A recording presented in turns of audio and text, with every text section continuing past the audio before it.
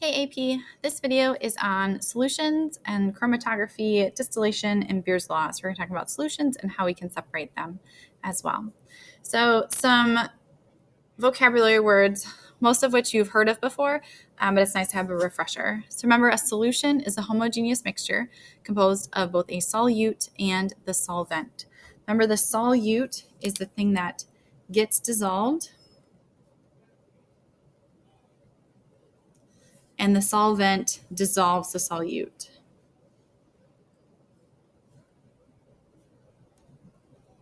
So a classic example of a solute would be like sodium chloride, and a solvent would be water, because water can dissolve sodium chloride, and we'll look at what that looks like down here.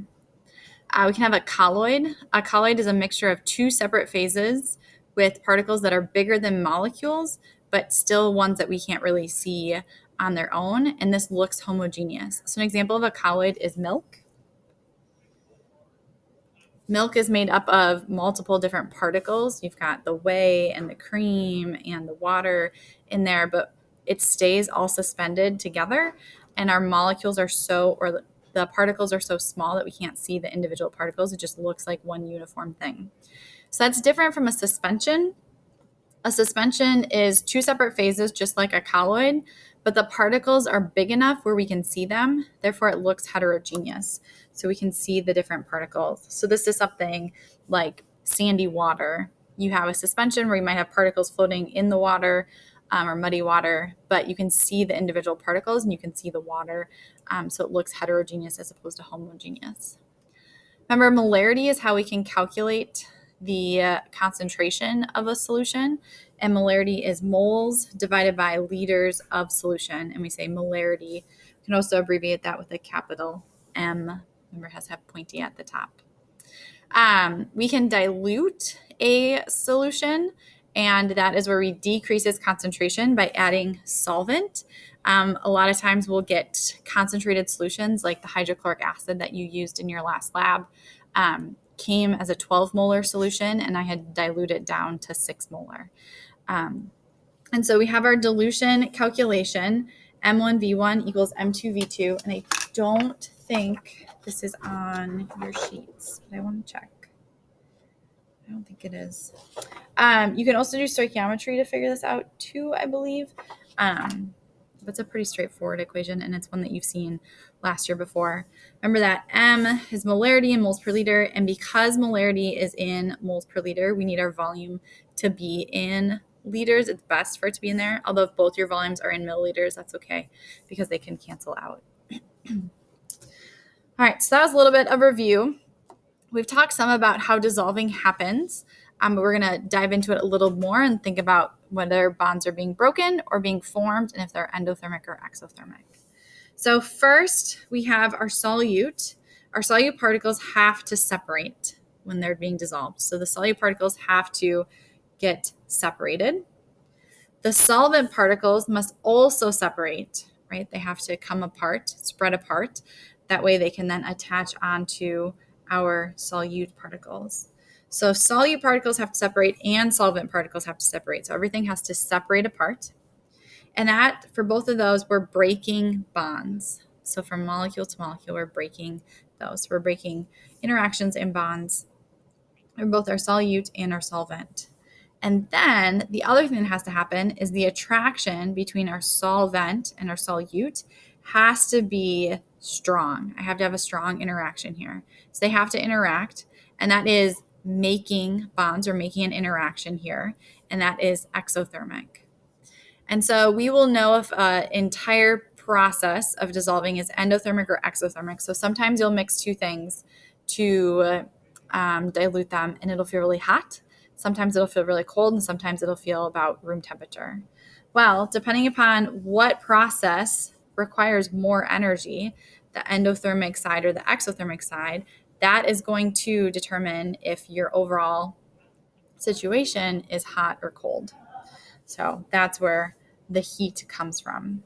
So let's do a quick calculation of doing a dilution. So we're asked to find the volume of a 3 molar nitric acid solution that has to be diluted with water to produce 500 mils of a 1.25 molar solution. So we've got our molarity.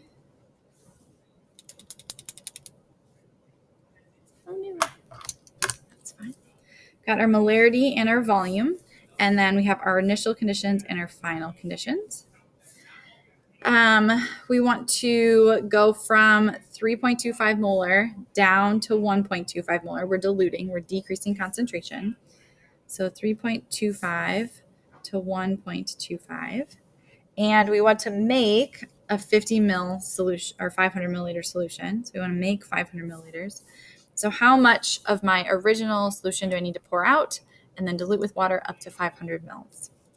So my formula, M1V1, M2V2, I plug in 3.25 times my V1, which is what I'm looking for, 1.25 times V2, 500. Now, because I have milliliters here, my answer is going to be in milliliters, and that's fine. So V1 equals 1.25 times 500 divided by 3.25. So 192. We've got 3 sig figs, 3 sig figs, 3 sig figs, so 192 milliliters. So then it says describe the process you would follow. So what this number means is I will measure out with a graduated cylinder 192 milliliters of my 3.25 molar nitric acid. I'll pour it into a volumetric flask that is 500 milliliters. And then I will fill to the line with deionized water, and then we'll mix. And I'll show you what that thing looks like. So this is a volumetric flask, and this is a 100 mil one. But this is a volumetric flask, and then at the top we have this little line on here, which is kind of hard to see, but I think you guys can see it okay. Okay, so when they make these out of glass, they will go and they'll figure out exactly how tall the 100 mils is. So these will vary in how far up the neck they are, but they'll make sure it's perfect. So it's plus or minus 0.16 milliliters. Make that so you can see it, right? So 0.16 milliliters. So it's super, super, super accurate and precise in here. So I would pour in, I'd use a graduated cylinder, pour in to the bottom of this with my nitric acid. And then you do as you oughta, you add acid to water. So really we'd probably pour in water, mostly water first, and then I'd fill it with some acid because we don't like to add acid to water because it can splash out. But any other substance, I put that in first, and then I fill to the line, and then I want to make sure that the bottom of my meniscus was at this line. We put the top on it, and then we invert it back and forth. And we'll have a chance to make solutions in a few days as well. But that's a volumetric flask. And now you know. All right, on to separating solutions. So one way that we can separate solutions is using chromatography. And this is why we made, we've done stuff with like washable markers and filter paper, and you can see the different colors come out of the washable marker. But we can do this in other ways that's a little bit more science-y, and we can determine what components are in there based off their RF value. So chromatography is going to separate pigments using a moving solvent and a stationary paper phase. And so if we have our piece of chromatography paper, we're going to draw a line partway up. Usually this is about 1 centimeter. And we're going to draw this line in pencil. And then we put our dot of our pigment on the line. Okay. Then we set this in some sort of developing jar. So it goes into a jar. And inside my jar, I put my solvent. So this is my solvent this is a developing jar. And I put a lid on it. So it has a lid on it. And I set this in here so it can't touch the sides. And then my solvent starts to go up my chromatography paper, and that is my moving phase. So your solvent is your moving phase, also called the mobile phase. And it then starts to separate out my pigments. And depending upon your pigment, it'll end at a certain location, and then others will keep continuing up. Now, once we've made this up to close to the top, we take a moment again and we draw our solvent front. And you want to do that in pencil. Okay. And that is useful because it helps us calculate our RF value, which is a ratio of from where the dye started to the solvent front compared to where the dye started and where the pigment ended. We get different RF values for different dyes, different substances. And so those have been calculated, and then you can figure out what's in your substance that you have. So the RF value is the distance of the component divided by the distance of the solvent. And this is from the solvent front. Okay, so I would take my distance from here. This is my solvent,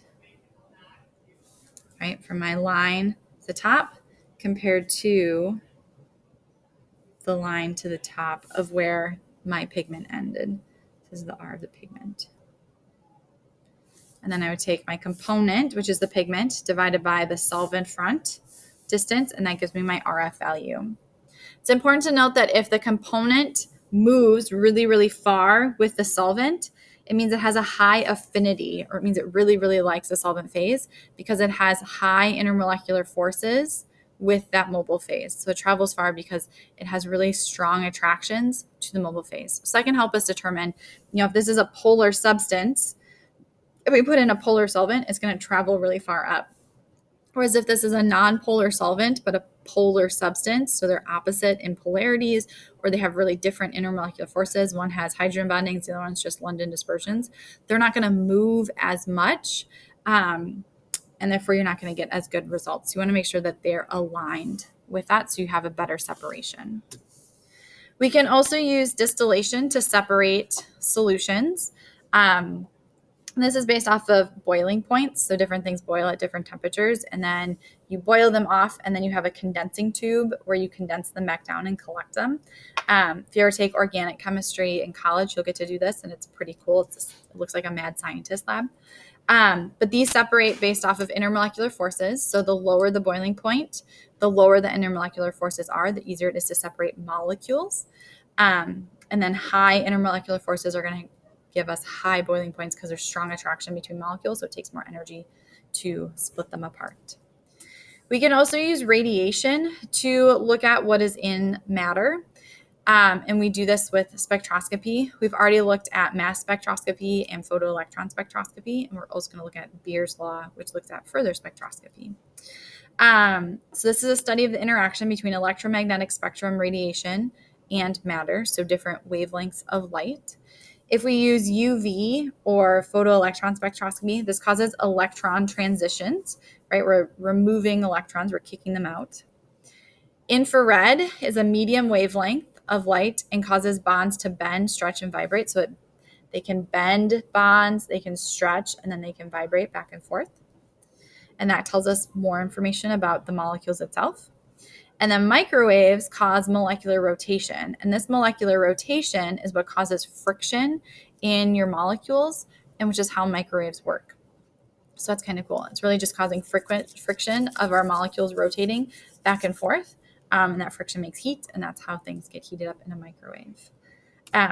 For all of these, we still have our energy calculations of the speed of light equals wavelength times frequency, and energy equals Planck's constant times frequency. And those are in your reference guide, and you have those constants that you can use as well.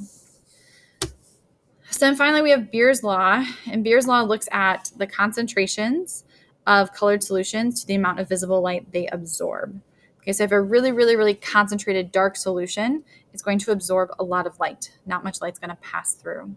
But if I have a really, really light lightly concentrated solution, so it's not very concentrated. It's really light pigment. A lot of light's going to go through, so not much is going to absorb. And there's a correlation there, which you can measure the different absorbances of the different concentrations. You'll plot it, and then you can calculate the concentration of any sort of solution based off of how much light it absorbs. We don't have the spectroscopers because they're super expensive, but we'll do an online simulation of this so you can at least see what it looks like. And in a general college class or general chemistry class in college, you'll do this experiment. So we need to understand that it relates concentrations of colored solutions to the amount of visible light they absorb. And we can figure out what light is reflected based off of the wavelength of light that's most absorbed. So the one that's most absorbed at the highest point, the opposite color on the color wheel is the color that's reflected, because whatever light is reflected, the opposite color of that is absorbed. We have an equation here. You won't have to do these equations, but you should understand the relationship between them. The higher the concentration, the more absorbance we have. And we can see that from our direct relationship here. This one goes up. This one's also going to go up. The path length of the cuvette, which is the little container that the solution sits in, is going to impact our absorbent. If it's really, really long, it's going to absorb more. If it's really short, it's not going to absorb as much. And then E is the molar absorptivity. And this is a constant dependent upon the material. So different materials are going to absorb different amounts, just inherently based on what you have. So this factor has to be added in. And then again, we'll plot this information. So our concentration versus absorbance, we'll plot, and then that slope is going to help us determine what concentration we have of our different colored materials. And this will be usually based off of wavelength of light. So we'll practice and we'll explore more of this with an online simulation tomorrow, and that'll help it make a little bit more sense.